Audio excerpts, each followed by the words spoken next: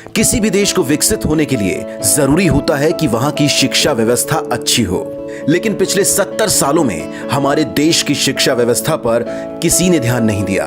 जनता ने तो उम्मीद ही छोड़ दी थी कि सरकारी स्कूल ठीक भी हो सकते हैं, लेकिन फिर दिल्ली में आई केजरीवाल सरकार, जिसने 5 साल में यह साबित कर दिया कि सरकारी स्कूल शानदार हो तो सकते हैं। सरकारी स्कूल प्राइवेट स्कूलों से बेहतर रिजल्ट ला तो सकते हैं।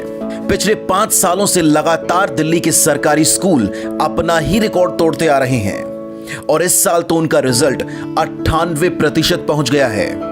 इस रिजल्ट के भागीदार सरकारी स्कूलों के छात्रों से जब मुख्यमंत्री अरविंद केजरीवाल और शिक्षा मंत्री मनीष सिसोदिया ने करी मुलाकात, तो हुई कुछ खास बातें।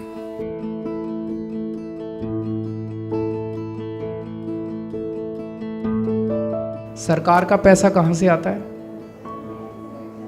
टैक्स से आता है। टैक्स कौन देता है? आप सारे जने देते हो। इस देश का गरीब से गरीब आदमी भी टैक्स देता है। जब आप बाजार से माचिस खरीद के लाते हो, उसके ऊपर भी टैक्स लगता है। सेल टैक्स, जीएसटी, फलाना ढिमका, तरह तरह के टैक्स लगते हैं। आप किताबें कापियाँ खरीदते हो, उस पर भी टैक्स लगता है। पेंसिल खरीदते हो, उस पर भी टैक्स लगता है। खाना खरीदते हो, उस पर भी टैक्स। तो गरीब से गरीब आदमी भी टैक्स देता है। उस गरीब आदमी के टैक्स के पैसे से आप लोगों को फ्री में शिक्षा मिली है, अच्छी शिक्षा मिली है।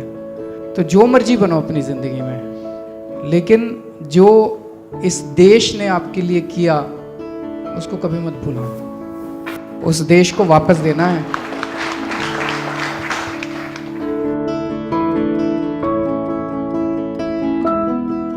दादी की तबीयत खराब थी तो मम्मी पापा आ नहीं सकते थे वहाँ से, और लॉकडाउन में भी बहुत प्रॉब्लम, क्योंकि पैसे वो लोग लेके गए थे अपने साथ और हमारे पास थे नहीं इतने।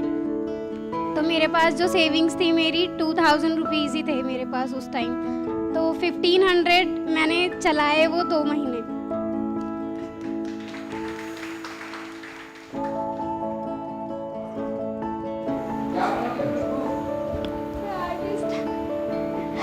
Yes sir. Painting? Yes sir. अच्छा, पेंटिंग करते हो? Yes sir. मैं सर से मिली भी हूँ जब यहाँ पे रॉयल कपल, डच कपल्स आए थे नीदरलैंड से। सर, आपकी जो मैकमिलन एजुकेशन इंडिया था, वो जो स्कीम थी इंग्लिश स्पीकिंग की, मेरी इंग्लिश बहुत कमज़ोर थी 11th में भी और 10th में भी, पर उसकी वजह से मैंने अपने मार्क्स ना बहुत ज़्यादा इंक्रीज़ किए और 12th में भी मैंने बहुत अच्छी तैयारी की, जिसकी वजह से मेरे बहुत वीक सब्जेक्ट में भी 94 मार्क्स मैं स्कोर कर पाई हूँ। और मैं इसलिए आपका बहुत बहुत थैंक यू करना चाहती हूँ। हमने किसी के कास्ट पे बात नहीं की, पर इस देश में आज भी बहुत सारे लोगों को अपनी कास्ट की वजह से नीचा दिखाया जाता है।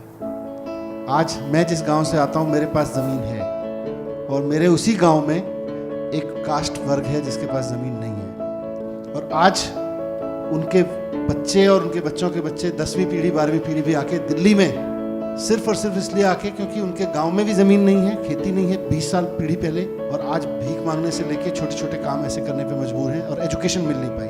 तो आज जब हम शिक्षित हो रहे हैं, आज जब हम समझदार हो रहे हैं एक देश के रूप में, एक समाज के रूप में, तो हमारी ये जिम्मेदारी बनती है। 3 भाई होते हैं, उनमें से एक किसी कारण से, पेरेंट्स की गलती की वजह से या दुर्योग से कमज़ोर रह जाता है, तो बाकी 2 भाइयों की जिम्मेदारी बनती है कि नहीं बनती कि उसको साथ लेके चलेंगे। तो as a nation, as a society हमारी जिम्मेदारी बनती है कि नहीं बनती कि पहले जो गलतियां हुई उसकी वजह से जो लोग पीछे छूट गए उनको साथ लेके चले कि नहीं चले, चलना चाहिए कि नहीं चलना चाहिए।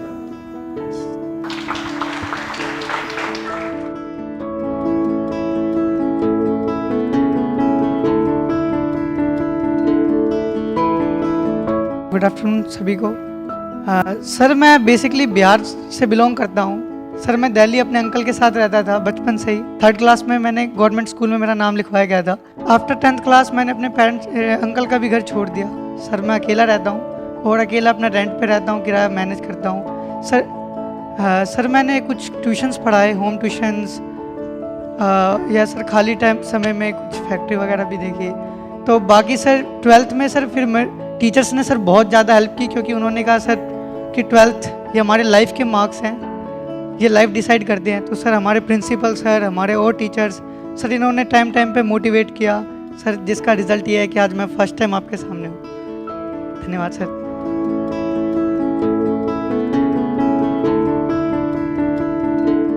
कुछ लोग कहते हैं कि गरीब लोग तो अपने बच्चों को बचपन में ही काम पे लगा देना चाहते हैं ताकि वो 2 पैसे कमा के लाएगा। जब स्कूल में पढ़ाई तो थी नहीं, तो एक आदमी सोचता था यार टाइम ख़राब कर रहा है बच्चा जाके, जब पढ़ाई नहीं होती है तो यहाँ पे 2 पैसे तो कमाएगा। जब से दिल्ली के अंदर सरकारी स्कूलों में पढ़ाई अच्छी हुई है, अब हर गरीब आदमी चाहता है मेरा बच्चा बड़ा होके मेरा नाम रोशन करे, मेरे घर की गरीबी दूर करे और अपना भी आगे भविष्य बनाए।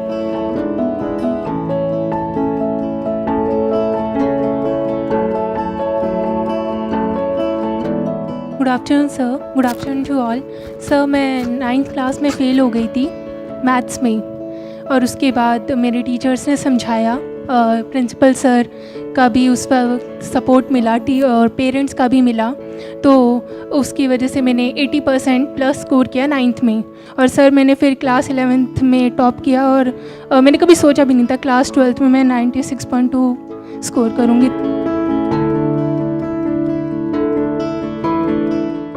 मैं हमेशा यही कहता हूँ कि वही टीचर्स हैं, वही बच्चे हैं, वही पेरेंट्स हैं, वही हेड ऑफ स्कूल्स हैं।